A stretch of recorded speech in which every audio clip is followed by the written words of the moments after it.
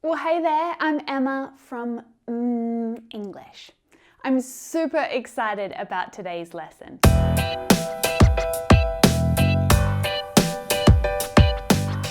I've got some super useful phrasal verbs to share with you that are going to help you in your everyday English conversations. Knowing them will help you to understand English speakers. Using them will help you to sound more natural and more relaxed when you speak.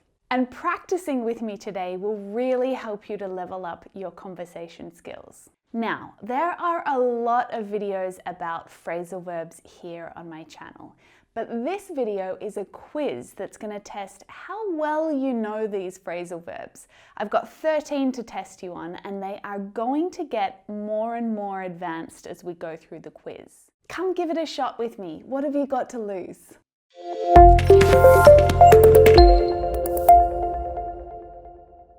Now, all of the phrasal verbs in today's quiz have come from lessons on the mmmEnglish channel.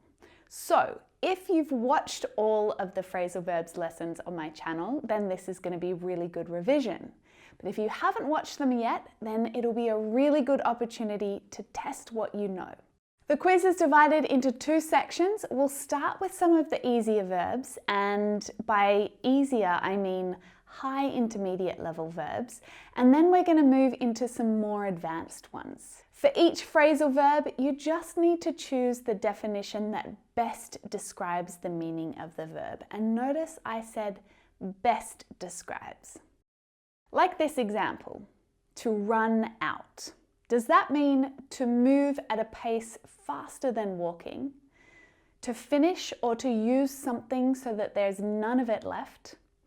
Or to do exercise outdoors? Can you guess which of these meanings is the most correct?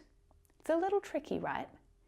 You can always hit pause if you need to think about it for a moment longer, all the way throughout this quiz, but the correct answer is B. Now, there are 13 questions in the quiz. If you don't know any of them, or you get some of them wrong, please don't worry. This is just your chance to learn some new words and some different ways of expressing yourself in English.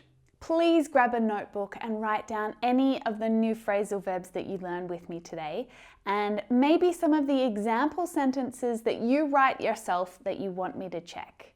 You can write them down in the comments below this video, and I will get to them very soon.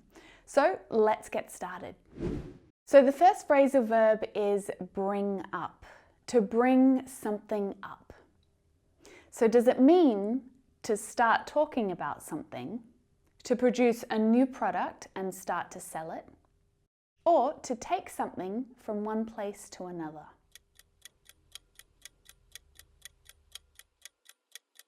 The answer is A, to start talking about something. There's something I want to bring up at the next team meeting. So this verb is transitive and separable, and that means it's also possible and correct to say, I want to bring something up at the next team meeting. Okay? The next one is back up, to back up someone or something. Does this mean to make a structure stronger or more stable, to walk backwards, or to provide support?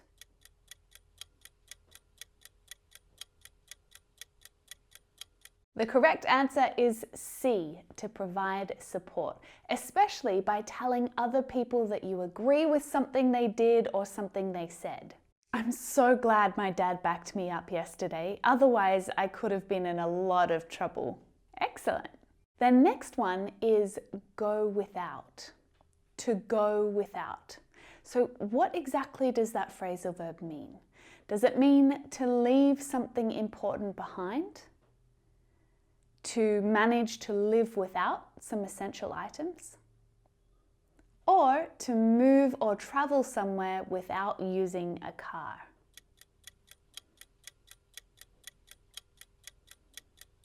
It's B, to manage to live without essential items, or manage to live despite not having the things that you need or you'd like to have.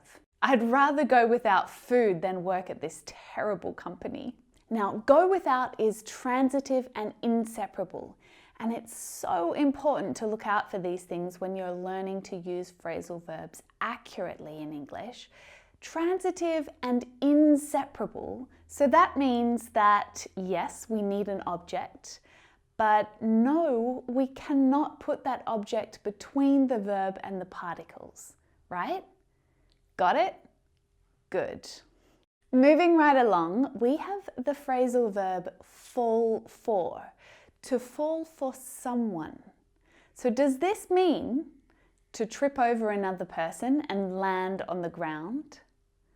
Does it mean to stop being friends or having contact with another person? Or to have strong romantic feelings about another person?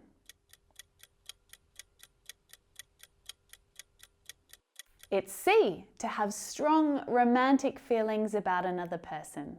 We say, I'm falling for you. It's the same as saying I'm falling in love with you. I'm starting to have really strong romantic feelings for you, and it's a wonderful feeling. Okay, next up, we have look down on someone, to look down on someone. So does it mean to have a low opinion of someone? To watch someone from a higher position, like maybe up on a balcony? Or to avoid eye contact because you don't want to look at someone?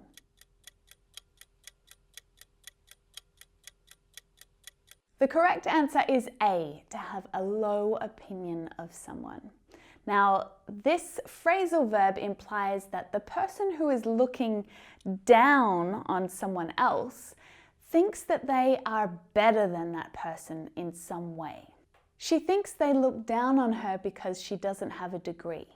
So this phrasal verb has two particles, look down on. Please make sure that you're using both of them.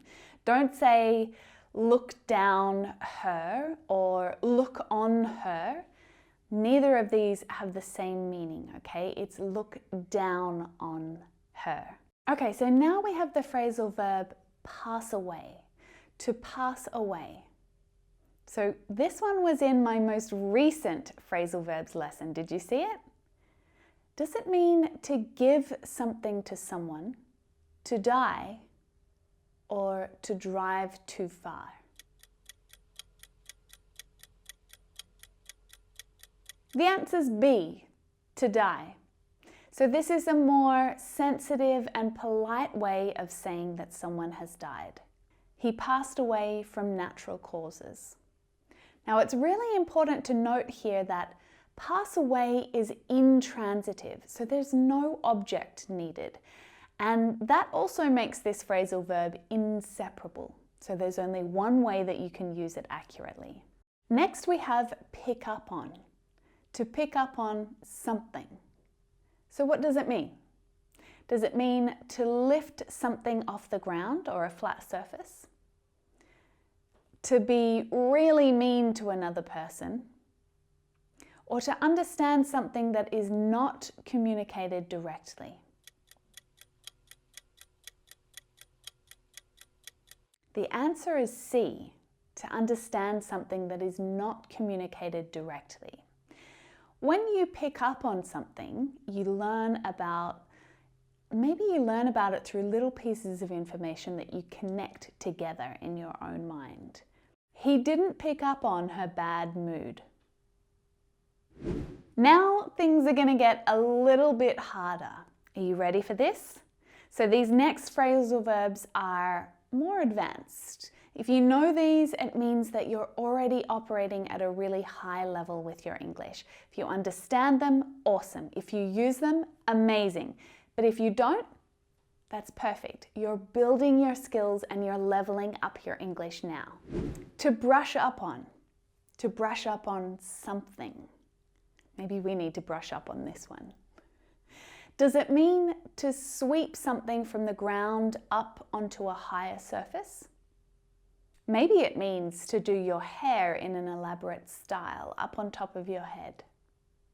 Or does it mean to improve or refresh your knowledge of something, maybe something that you've already learnt?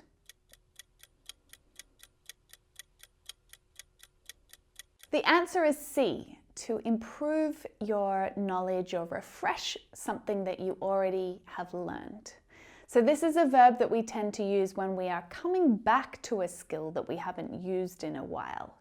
Maybe you lived in the UK for a while, but it's been about 10 years since you were there and you were frequently speaking English. Maybe you're feeling a little rusty, a little out of practice. So you need to brush up on those skills, right? She wants to brush up on her English vocabulary. Now, notice the word order here in this sentence. We've got our verb, our particles, and our object. And that's fixed. We can't change it, okay? Because that phrasal verb is inseparable. The next one is butt in. To butt in. What do you think? Do you know what it means? Does it mean to use your bottom to open a door? To interrupt a conversation? Or to disagree with a statement that someone else has made? So the correct answer is B, to interrupt a conversation. Butt in is definitely informal, maybe even a little bit rude, especially when you're using it to describe what someone else did, because it's almost as if the person who's interrupting doesn't really care about what's happening. They don't really care about the fact that the other person is talking. It's quite rude. Henry kept butting in with silly jokes every time I explained I had lost my job. It was really rude. Now, this phrasal verb is intransitive and therefore it's also inseparable, right? So nothing can come between but and in. It's almost like the verb itself can't be interrupted, right? You can't interrupt that phrasal verb because it knows exactly what that behavior is like. Or how about this one? To drift apart. Do you know this phrasal verb? Does it mean to move slowly with no control or direction? Does it mean to fall asleep slowly? Or to become less friendly or less close with someone?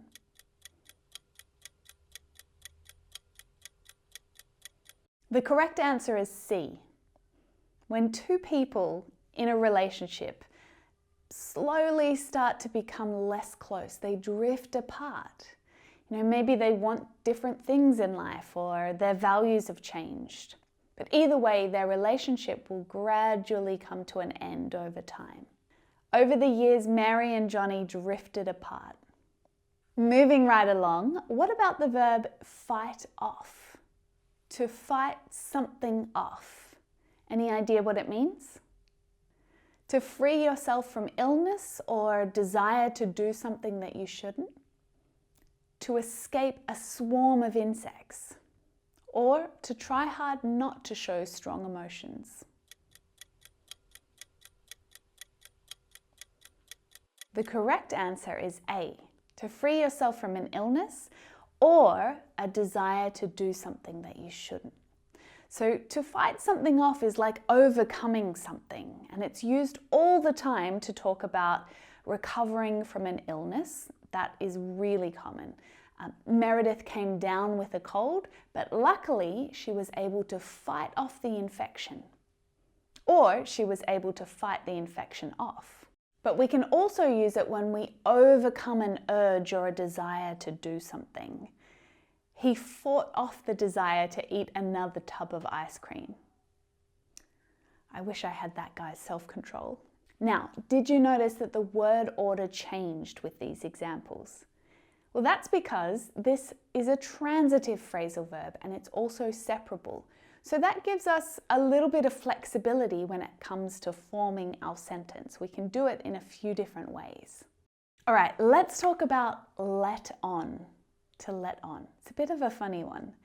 Does it mean to allow someone to sit on your lap? Or to lease or rent a property to another person? Or to share a secret?